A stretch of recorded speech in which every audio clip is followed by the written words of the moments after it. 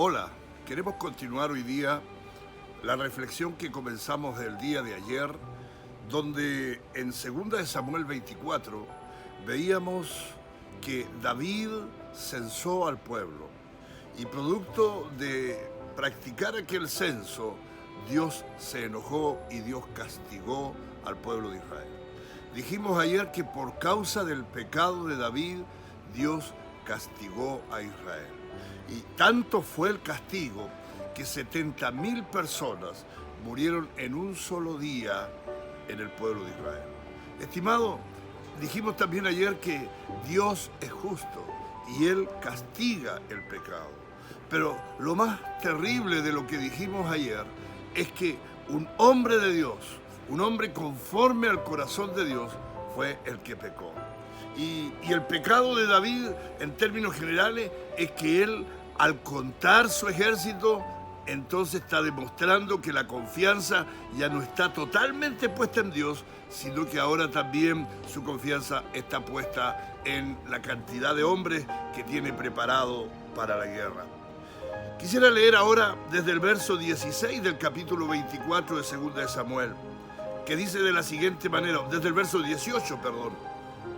Ese día Gad fue a ver a David y le dijo: sube y edifica un altar al Señor en el campo de trillar de Araúna el Jebuseo.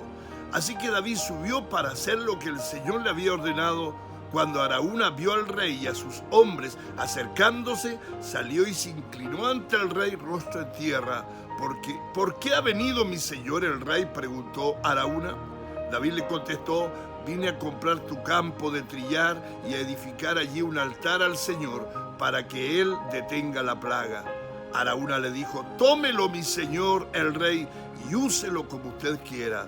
Le respondió Araúna: aquí hay bueyes para la ofrenda quemada y puede usar los tablones de trillar y los yugos de los bueyes como leña para hacer un fuego sobre el altar.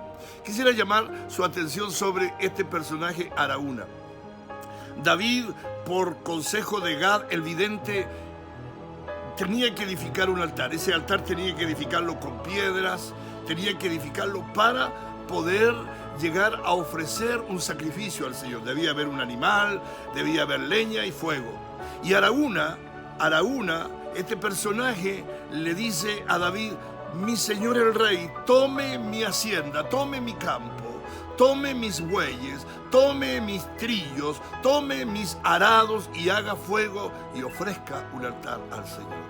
Lo que quiero llamar su atención, estimado amigo, al ir concluyendo, es que es necesario un altar para que se detenga la mortandad.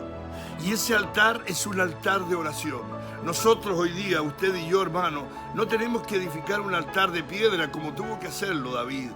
Un altar de oración, un altar donde seamos genuinos, donde seamos transparentes, donde nos postremos delante del Señor, donde nos humillemos, donde confesemos todo pecado oculto, donde podamos perdonar a aquellos que nos han hecho mal.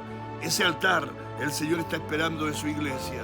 Dios detendrá esta mortandad, Dios detendrá esta pandemia cuando la iglesia, usted, mi hermano, y yo, en verdad levantemos un altar sincero de oración. No solo consiste en tener tiempos de oración y de estudio de la Biblia, algo más.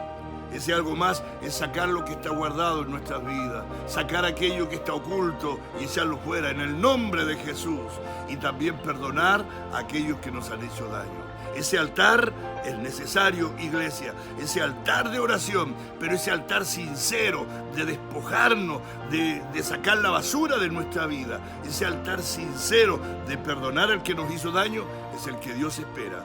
Y entonces la mortandad del COVID-19 podrá detenerse. Continuamos mañana.